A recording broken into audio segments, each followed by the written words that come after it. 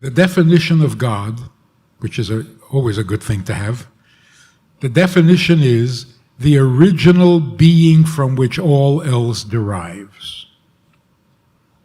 Who doesn't believe that? I mean, you got to start with something. So evolution wants to call it a subatomic particle. You call it whatever you want, it's God. So if the original substance from which everything else derives was a subatomic particle, then that's God. So everyone believes in God. The question is, what kind of God? A God that knows what he's doing or a God that doesn't? So when we talk about belief in God, we don't mean we believe that there is an original substance. That is a logical imperative. And everybody believes that. Nobody says the world came out of nowhere. Nobody. So belief in God really means I believe that we matter to him. See, that you can't prove logically. But that he exists, you can prove logically. There had to be something from which everything else derives. But here's the amazing thing. If there was, or is, an original substance, it was the only thing that existed forever and ever. And from this existence, everything else. My question wouldn't be, how did everything evolve from the original substance? I don't really care. It's not going to happen again. My question would be, why? I mean, picture this. You have an original substance, call it a subatomic particle. That's all there is. There's a subatomic particle. It always was and it always will be. And then, what happened? Why would anything come from that original substance? That's the big problem that science can't solve. So the best we can do in science is to say, well, there were actually two things. There were subatomic particles, but there were also gases, and when they collided, things happened. But to start with two things is ridiculous. Which of the two came first? They came at the same time. Come on, you're getting too mystical here. So here's the beauty of it. The original substance was the only thing that existed. So there was no explosion, there was no collision, there was no catalyst. Isn't then God too also illogical? If you're saying God can be whatever everything's derived from, the same logic means that he would be illogical. Illogical in what way? You said the subatomic particle idea, theory, then you have to have two, why are they derived from it? Isn't that also, and that doesn't really make sense if we look at how, we look at creation, it just popped into existence. Wouldn't that argument still work for any deity or for God? Yes. And therefore the question is, what makes God any better than a subatomic particle?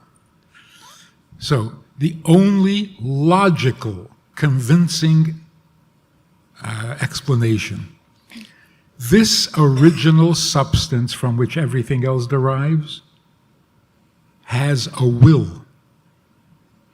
You don't need two things to create an explosion. You have internal combustion.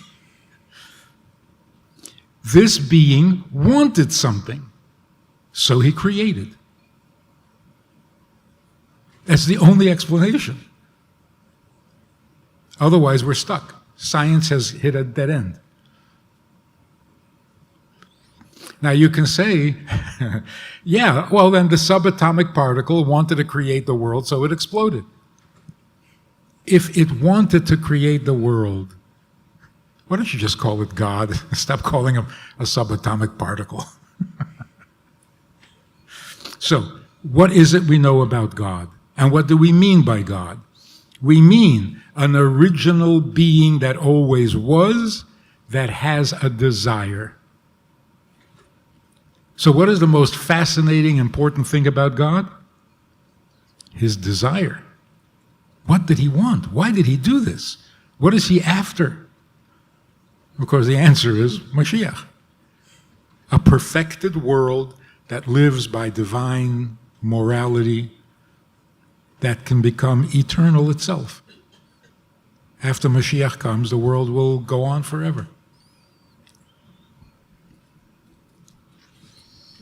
So if belief is not the question for God, what about belief in Mount Sinai, the validity of the Torah, Talmud, things like that? Do I not have to, I have to believe in those, no? Yes, and this is one of the things about Judaism versus other religions. Everything we believe is verifiable, at least theoretically. If you say God gave us the Torah at Mount Sinai and there were 2 million Jews there, can we verify this? Somehow, yeah. I mean, if there were 2 million people there, there should be some evidence. So to come along and make up a story, there were 2 million people in the desert and it never happened? Other religions have beliefs that are basically unknowable. They will never, there's no way to verify.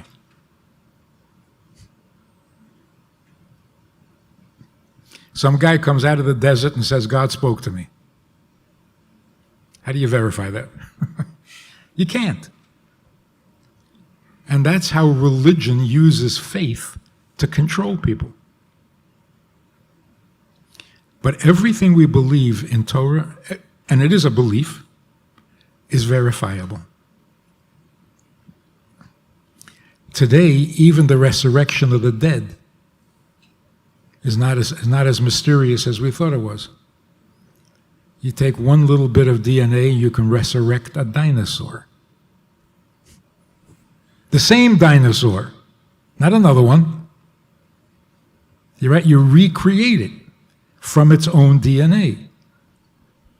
But even you would agree that's not what the resurrection is going to be like. It's not just going to be a recreation of our DNA. And is that what the resurrection will be like, or is it different? It's exactly like that. All the bodies that have decomposed will recompose somehow, and the soul will come back to the body and will live again. So it sounds almost non-godly that it's some scientific thing. It's all in nature. So my question is, how do we even know that what we are doing in this life is what God wants? It's one of the miracles of Jewish history. Jews are very opinionated in the sense that everybody has an opinion.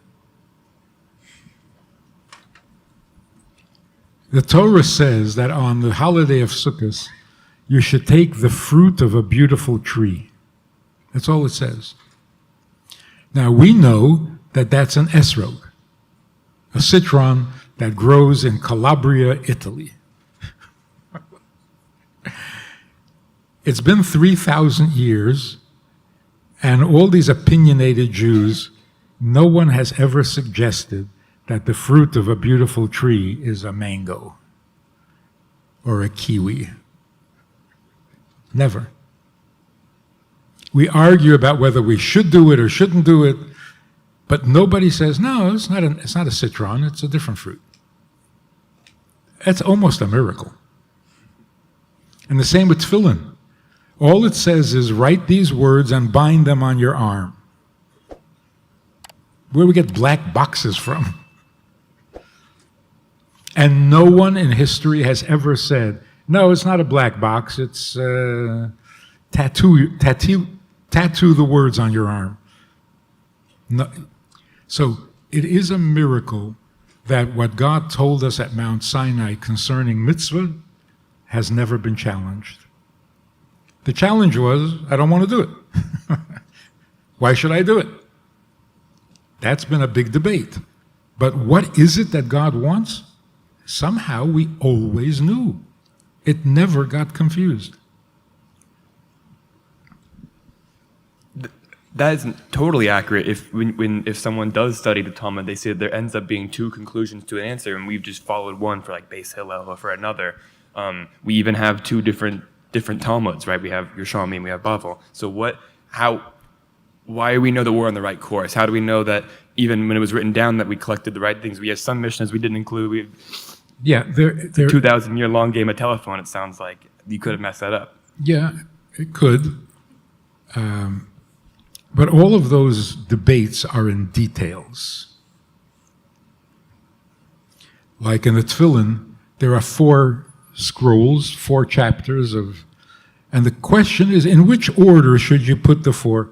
But nobody ever says Tefillin have to be round or purple or not leather. So in details, there are some differences of opinion, and both are correct. If you enjoyed this conversation or this topic, and you're looking for more information, or you want to hear it again from another angle, there is a way to do that. And that is in this book. It's all there. Order it from Amazon. You can read it, reread it, and share it.